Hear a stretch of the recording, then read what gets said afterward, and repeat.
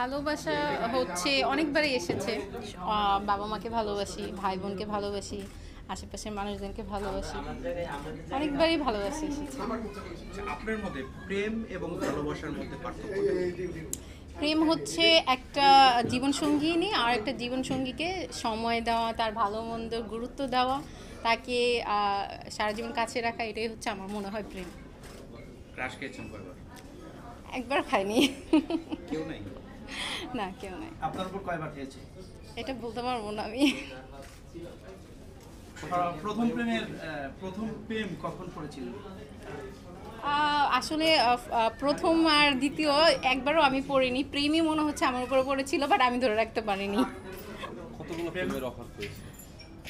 School থেকে এদের পাওয়া শুরু হয়েছে। এখন আমি রানিং ভার্সিটিতে আছি, পড়াশোনা আমার রানিং। সো পাওয়া হয়, মাঝে মধ্যেই পাওয়া হয়। এবং কতগুলো সাড়া দিয়েছে?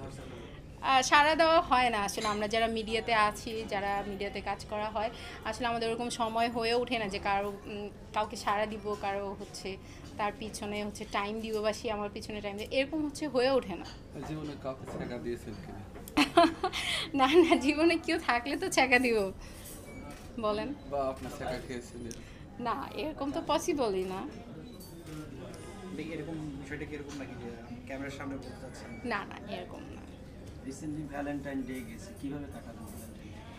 এটা হচ্ছে পুরোটা ফ্যামিলি নিয়ে কাটানো হয়েছে। আমার বড় বোন আছে, বাচ্চারা আছে, তাদেরকে নিয়ে আমার কাটানো হয়েছে। পুরো এই সৌন্দর্য রহস্য কি? আচ্ছা, রহস্য তো বলতে পারবো না কি। আর এখন হচ্ছে আমার চোখে আমাকে সত্যিই সুন্দর লাগে না, যেটা বাস্তব কথা। কারণ হচ্ছে মনে হয় যে আরো পারফেক্ট হলে মনে হয় আরো ভালো লাগতো, এরকম কিছু। অনেক অভিনেত্রী বলে যে সৌন্দর্য রহস্য বিদেশি স্নো টুন ব্যবহার করে। আপনি না না, আমি হচ্ছে খুবই মানে আমার স্কিন কেয়ার খুব কম করি, ওরকম বেশি স্কিন কেয়ার করা হয় না। তারপরে যতটুকু করা হয় মানে একটু নিজেকে ক্লিন রাখার জন্য যতটুকু করা হয়, সুন্দর হওয়ার জন্য কিছু করা হয় না। তো আপনি অনেক সুন্দর, সিনেমা জগতে কাজ করতেছেন। আসলে আছে না একটা যে ভালো নায়কের সাথে সিনেমা করবেন, আসলে কোন নায়ককে বেছে নেবেন? আচ্ছা, আমার বরাবরই ইচ্ছা হচ্ছে, আমি সবসময় বলি যে নতুন কেউ আসুক, আমার খুব নতুনদের সাথে কাজ করার ইচ্ছা। সো আমি যার সাথে করলাম সে হচ্ছে আমি তার সাথে আর কি ফার্স্ট নতুন মিউজিক ভিডিওটাতে। তারও হচ্ছে সেও খুব কম কাজ করেছে, সেও ধরতে গেলে আমার মতো এরকমই নতুনই। সো আমি চাই এরকমই আরও নতুনরা আসুক, তাদের সাথে কাজ করার ইচ্ছা।